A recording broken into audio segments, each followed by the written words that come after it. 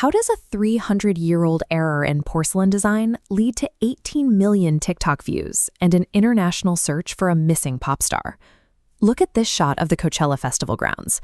When global pop group KATSEYE debuted their lead single, Pinky Up Here, in April, they were performing to a live audience of nearly 100,000 people.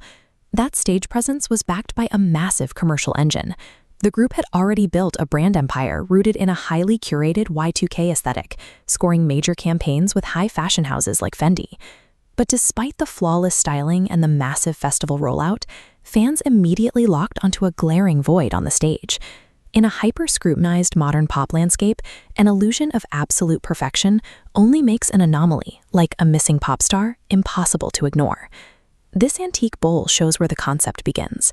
When tea reached 17th century Europe, it was served in small, handleless Chinese porcelain bowls.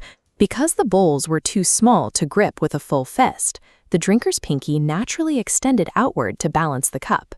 Even after handles were added decades later, the aristocracy kept the gesture, cementing it as a marker of wealth and class.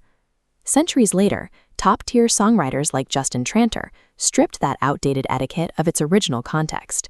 They repurposed the pinky up gesture into an upbeat hyperpop anthem about self-worth and living boldly in the moment. The production was engineered with chart-topping precision. Hybe chairman Hitman Bang oversaw the track, bringing in specialized producers for heavy EDM and technopop beats.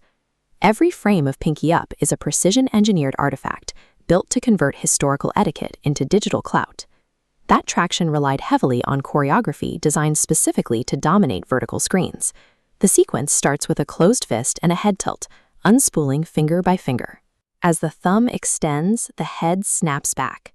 Then, the dancer launches into a full body jump, feet wide, raising that extended pinky over their head. This physical interaction turns a 3-minute song into a repeatable workout. It forces the listener to engage with the track's structure through their own muscle memory.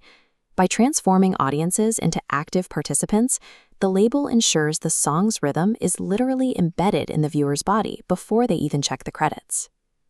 The official music video immediately drew critical praise. It prominently featured transgender cultural figures, including Vivian Wilson, seamlessly integrated into the video's high-energy aesthetic. But while mainstream outlets applauded the inclusive casting, a massive wave of outrage was brewing within KATSEYE's core fanbase. KATSEYE operates as a 6-member group, yet member Manon Bannerman was entirely absent from the video and the live stage performances. A meticulously planned commotional cycle can be instantly hijacked when an audience hyperfixates on an absence, rather than what the label actually put on the screen.